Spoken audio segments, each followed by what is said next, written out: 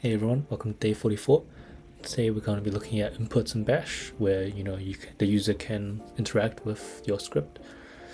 And how we do this is with the read command. So the simplest form of the read command is you do read, and then it will give you a prompt that the user can enter, and then it will put it into a variable name so that you can call it.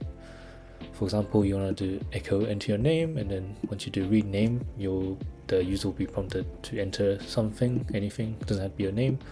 And then after what they enter, after whatever they type and then press enter, that will go into the value name because we set it to name. And then so when you do echo hello and then we call name, it will be whatever they've entered. So as an example, I'm going to demonstrate this code.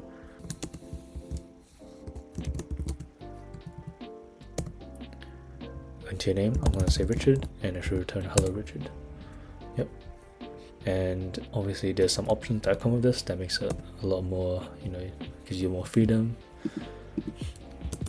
and more options. So you can prompt, so instead of doing echo into your name, you can just straight up do the option P, so that it's all in one line. So for example here, so read, and then we give a prompt which is enter your age, and then we set whatever they enter into the prompt age. So let's just do another echo age. So if I say I'm 21, it should come off 21. Yep. See, so that way it just saves a bit of saves some lines. Next we have silent input. So for this one, imagine you're typing your password. If you have used Linux before, like a virtual machine, or Linux, sorry, just in general, you know that when you do like root, right, they'll ask for a password if you do root commands. So we'll try this out.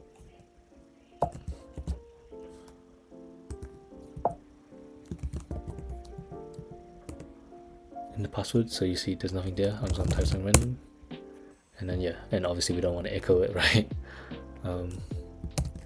But yeah, so that will save it to there. Oops. Next we have the silent input. Once again, you can do it with S and P, or you can do it S by itself. Next we have timeout. So this one's pretty interesting. This one, basically you're given a set amount of time to enter an answer for the prompt. So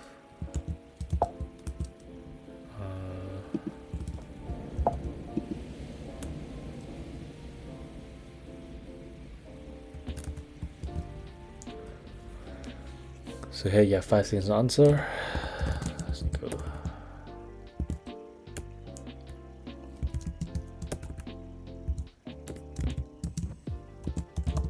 I don't know if I actually haven't tested this out, so I wonder if I don't answer, will the echo answer just break? Let's see. So we have 5 seconds. Let's go at 5 seconds.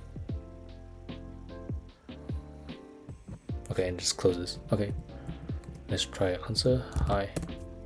There you go. So pretty much the option T just gives you a set amount of time, and you set it with this, like here, 5 seconds.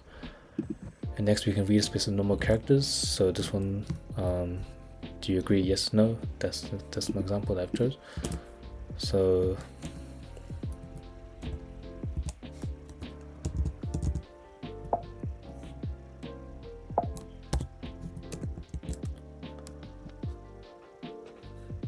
so imagine, just imagine example, yes, no. What I'll do is, before, how usually you would press enter to put your prompt into response, or your answer into the variable response. Instead, now when you just enter one single variable, like if you type anything, since we set it to 1, it will immediately be like, oh yep, that's it. So give you an example here. Do you agree? If I just press like P, it will be like, okay, they agree. Obviously we want it to be, they type yes or no, so if I type yes, obviously it wants to do something. But that will require an if statement, and you probably want to also do a while loop, just in case they don't enter Y or N. And lastly, we have the option D as a delimiter.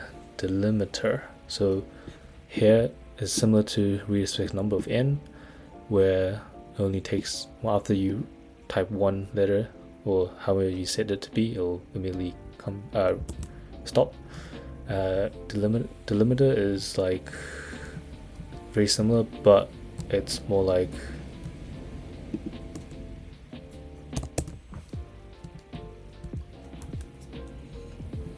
how do I explain it? It's like,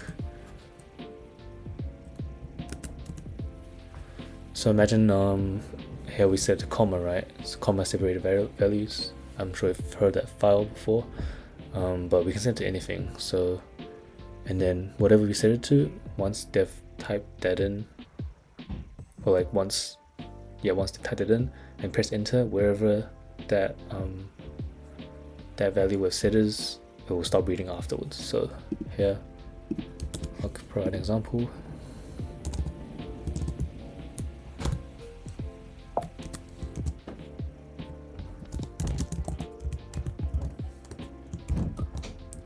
So in this case, after a comma, it will stop. So let's go like banana. Oh, immediately it stopped. Oh,